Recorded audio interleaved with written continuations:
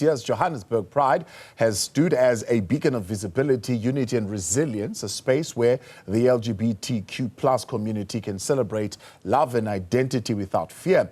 Now, beyond the colors and celebration, Pride remains a vital reminder of the ongoing fight for equality, acceptance and safety in a country where discrimination still persists. Our Veronica Makwadi joins us now live from Sandton, where the final preparation for Joburg Pride is underway. Talk to us, Veronica, about the preparations that have been concluded so far.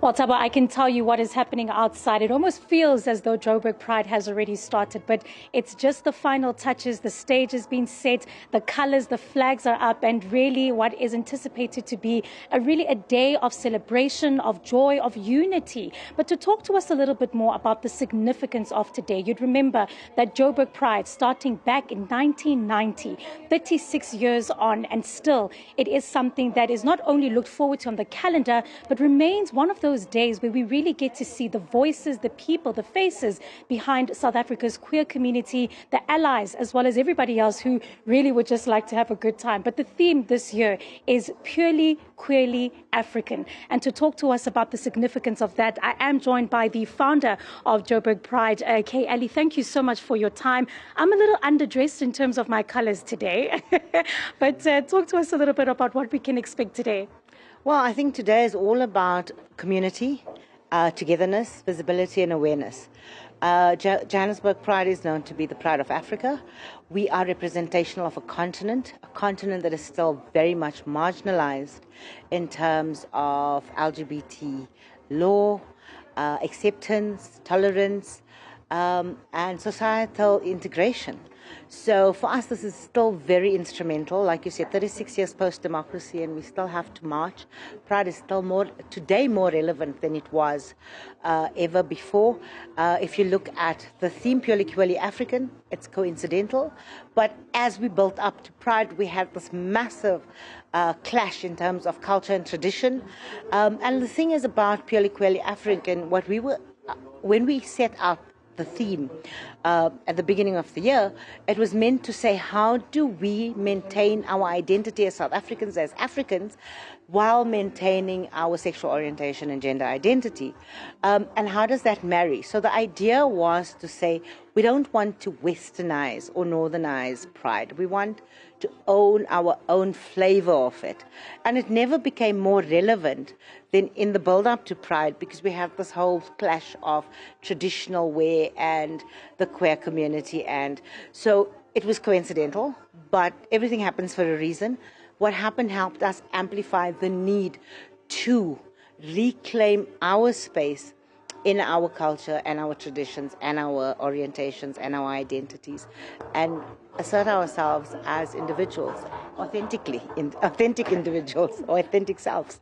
And I think, coincidental or not, but it does definitely say something, that there is a gap in that conversation as to where do we start to consider our traditions and our culture, as you said, so we're not Westernly Pride, you know. And I want to talk to a little bit about that. The people we're expecting to see here today, usually it's young, it's old, but as you've said, it's African people. How do we position ourselves in the continent and bring the conversations around the queer community to the fore?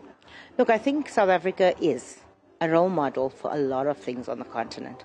Our constitution, our policies, same-sex marriage. In fact, same-sex marriage, we're probably a role model for the world.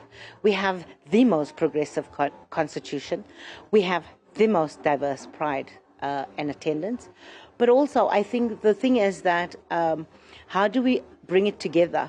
There is policy. It needs to go from paper to implementation. And it's up to us in terms of how we then navigate our way through and how we kind of bridge the gap between where we are and where we want to be. And just a final question. There are calls very quickly about boycotting this year's Joburg Pride, some issues that have been brought to the fore. Just talk to us a little bit about that. We're innocent. The open letter wasn't discussed with us. The boycott wasn't discussed with us. And had we actually had time to engage or was given the opportunity to engage, our innocence would have been quite visible. The screenshots that were taken, they actually cropped. It would show Partners 2024, We only update our partner list 3 days before Pride because of contracts, SLAs, and so forth, and it will stay from last week, Wednesday, Thursday, to next year. Wednesday, Thursday build up to Pride. So there's a little bit of mischief making, but at the end of the day, we have proven ourselves. And, you know, we're hoping, and from what we can see, the community is still coming out to support because they're realizing that Pride is still an important platform for them. And we'll take it from there. And I think post-Pride will address the innocence, not just of us. You know, the organizations that they are labeling are also not involved. So we have to be fair where fair needs to be. So yeah, no, we will definitely take it further. For today, it's all about the community, it's all about the march, it's all about coming together, and it's all about acceptance, tolerance, community, authentic selves, and safety, guys. You know, from a Joburg Pride perspective, a lot of effort goes into what we do here today. We work with the city of Joburg, we work with JOC, we work with EMS.